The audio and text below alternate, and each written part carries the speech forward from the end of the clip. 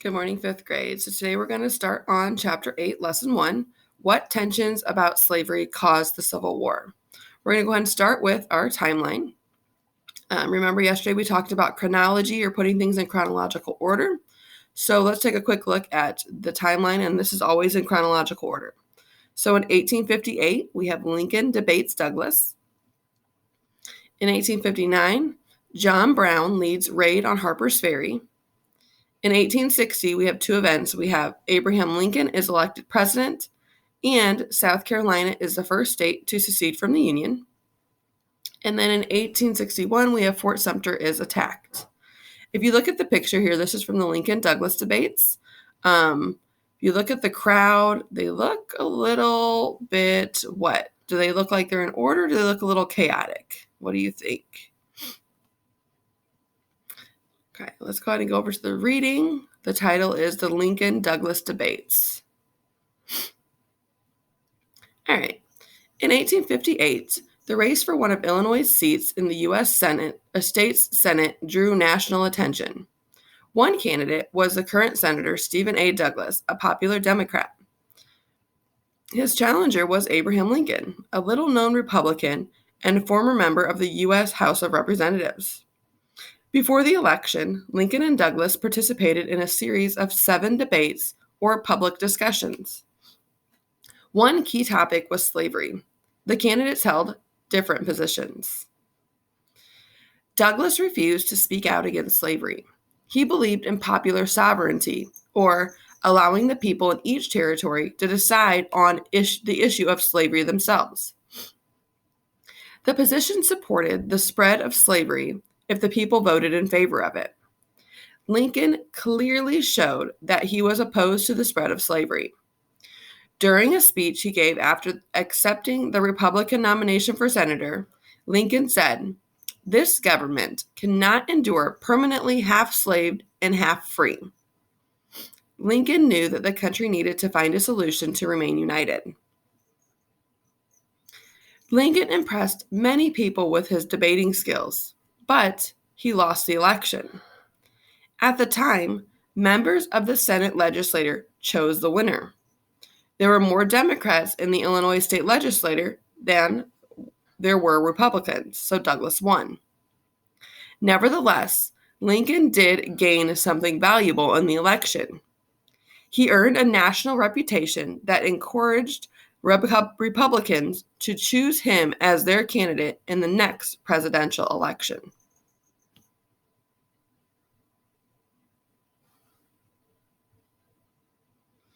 All right, next we have the anti-slavery movement becomes violent.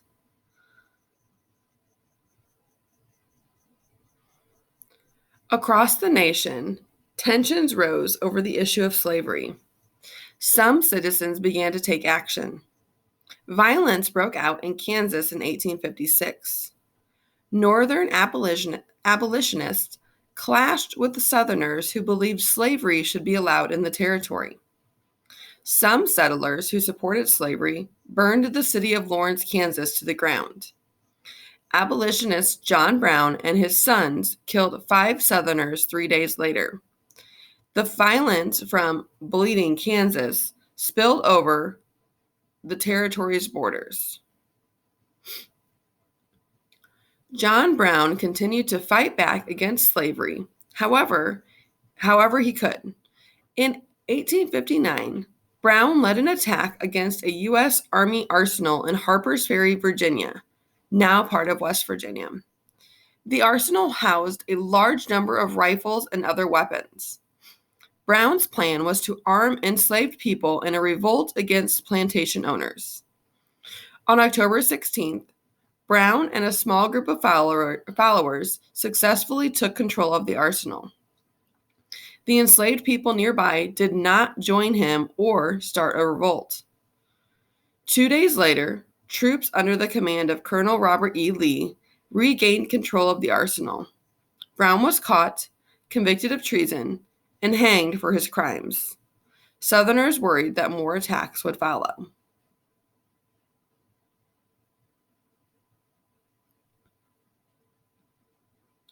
All right. So we have John Brown, which we were just talking about. Do we consider him a hero or a villain? So that's kind of a debate that people have.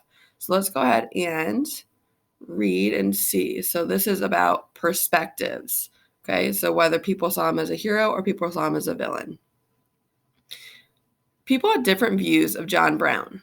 Some people saw him as a hero in the cause to abolish slavery. Others found his tactics too violent. Read the following quotations below and consider their different points of view.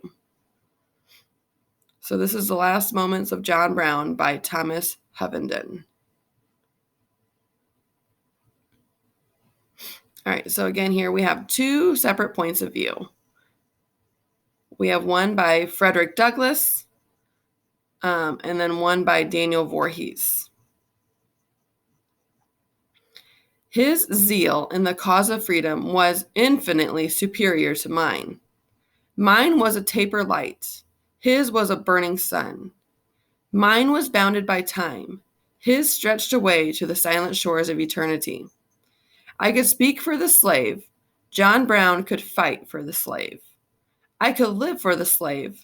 John Brown could die for the slave. So this is from Frederick Douglass. And if you remember, Frederick Douglass was a former slave. So this is John Brown in address, Harper's Ferry, West Virginia, May 30th, 1881. And then this other one here is by Daniel Voorhees. So, grim-visaged war, civil commotion, pillage and death, disunion and universal desolation thronged through the mind of John Brown. To him, law was nothing. The Union was nothing. The peace and welfare of the country were nothing. The lives of citizens of Virginia were nothing. Though a red sea of blood rolled before him, yet he lifted his hand and cried, "Forward." So again, Frederick Douglass considered John Brown more of a hero because he fought out against slavery, and Daniel Voorhees considered John Brown a villain because he rose up against the country and attacked this arsenal that belonged to the United States, but he was doing it for to try to arm slaves and cause a rebellion. So again, Daniel Voorhees thought of him as a villain, and Frederick Douglass thought of him more as a hero.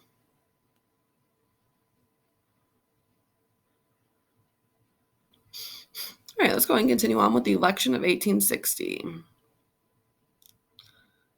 If I can zoom in here. All right. So 2 years after their race for an Illinois Senate seat, Republican Abraham Lincoln and Democrat Stephen A. Douglas faced each other in an election.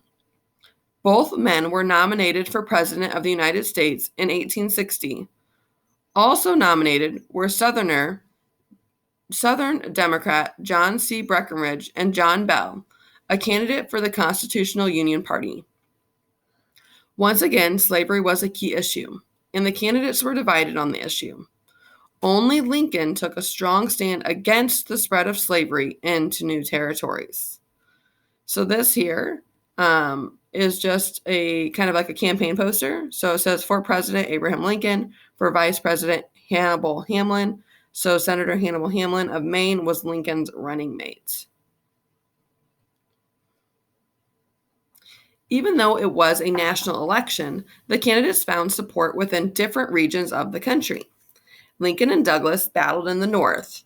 Breckinridge and Bell sought support in the South, where Lincoln was not on ballots.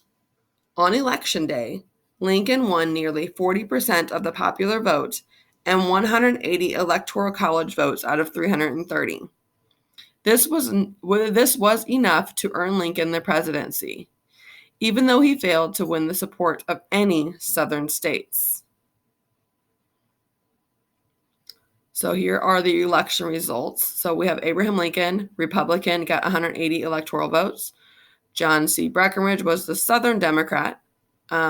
They got 72. John Bell, Constitutional Union, got 39 electoral votes. And then Stephen A. Douglas, the Democrat, got 12. And remember, Douglas and Lincoln were the ones that debated for that Senate seat 2 years earlier.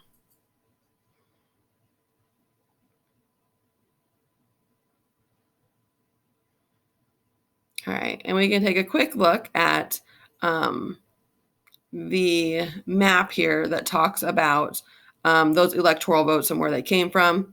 So any state that was in red, Lincoln took.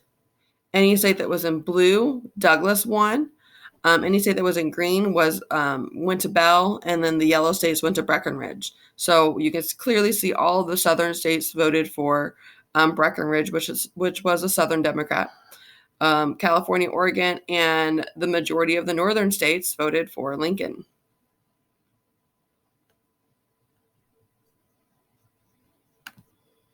All right, continuing with the South secedes. And we talked a little bit about this yesterday during our inquiry journal page, but we'll continue on and find out a little more information here. So the South secedes, or withdraws from the Union. Southern leaders worried about the states' rights. They believed each state had the right to decide on key issues such as slavery. Lincoln was elected president on November 6th of 1860. Many Southerners believed that Lincoln would try to end slavery. In December, South Carolina became the first state to secede. This poster was printed only 15 minutes after the South Carolina legislature voted to secede from the Union. When first copies were handed out, the crowd of people in South Carolina cheered. Mississippi, Florida, Alabama, Georgia, Louisiana, and Texas followed in the months before Lincoln's inauguration. The Confederate States of America, or the Confederacy, was founded in February of 1861. Remember that Lincoln was inaugurated in March of 1861. As a new nation, they needed to establish a federal government, write new laws, print new money, and build a military. Citizens of the new Confederacy declared Richmond, Virginia as their capital. They elected Jefferson Davis as the president of the Confederacy. Less than 100 years after the Declaration of Independence was signed, the nation was broken. And so you can see it says this poster was printed only 15 minutes after the South Carolina legislature voted to secede from the Union. So it's saying that's the title of the newspaper, Charleston Mercury. And it's saying the Union is dissolved because a state has seceded from the Union and it's going to break apart is what they were getting at. So if we look here, we can look at the secession of southern states and see where they're at. Okay. Let's see if I can zoom in anymore. I know it's a little small, so I apologize. So we have West Virginia here. It says separated from Virginia in 1861 and was admitted to the Union in 1863. So that's when West Virginia and Virginia split. South Carolina was the first state to secede from the Union. And then in February of 1861, delegates met in Alabama to form the Confederate States of America. So again, looking at the map, you can see the Union territories, that would be in the orange. The Union Free States would be in the yellows. The Union Slave States are the purple. And then the slave states seceding before siege at Fort Summit would be these states. And then there's the siege at Fort Summit, and then these light green states seceded from the Union as well.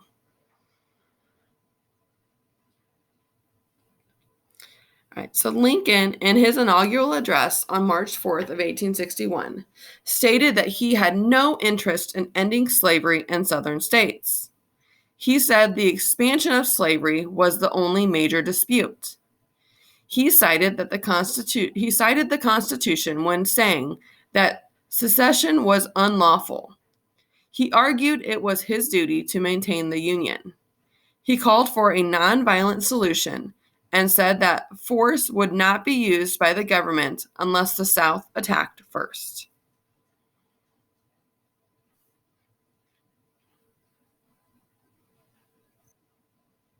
All right, we have war begins. So we know that war is coming because we know the Civil War happened. So let's look at war begins. Soon after its creation, the Confederacy began to take action against the Union. In the spring of 1861, Confederate troops seized several U.S. Army forts in the South. They surrounded Fort Sumter in the Charleston Harbor in South Carolina and demanded that the Union troops inside surrender. The troops were running out of supplies.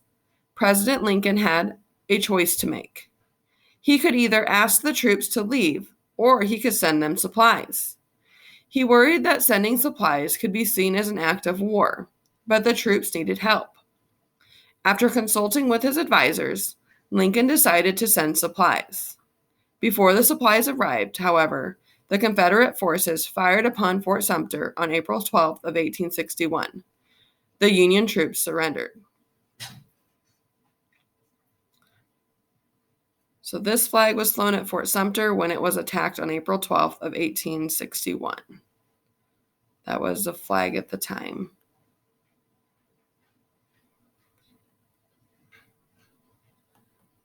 All right.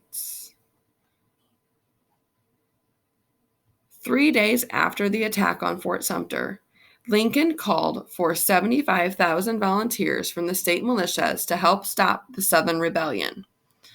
As a result, Virginia, Arkansas, North Carolina, and Tennessee seceded from the Union and joined the Confederacy. The Civil War had begun. So this picture here is depicting or showing Fort Sumter as it stands on Man-Made Island near Charleston, South Carolina. All right. Lastly, we have a primary source. So it's, in their words, Major Robert Anderson. Having defended Fort Sumter for 34 hours until the quarters were entirely burned, the main gates destroyed by fire, the gorge wall seriously injured, the magazine surrounded by flames, and its doors closed from the effects of heat, 4 barrels and 3 cartridges of powder only being available, and no provisions remaining but pork. I accepted terms of evacuation and offered General Beauregard. So this was from a telegram sent to the Secretary of War, Simon Cameron, from Major Robert Anderson saying, hey, I defended Fort Sumter for as long as I could, but I didn't have much to defend it with, and I had to surrender. So the telegram sent from the Army officer in charge of Fort Sumter announcing their surrender to Confederate troops. So that's what it would have looked like here.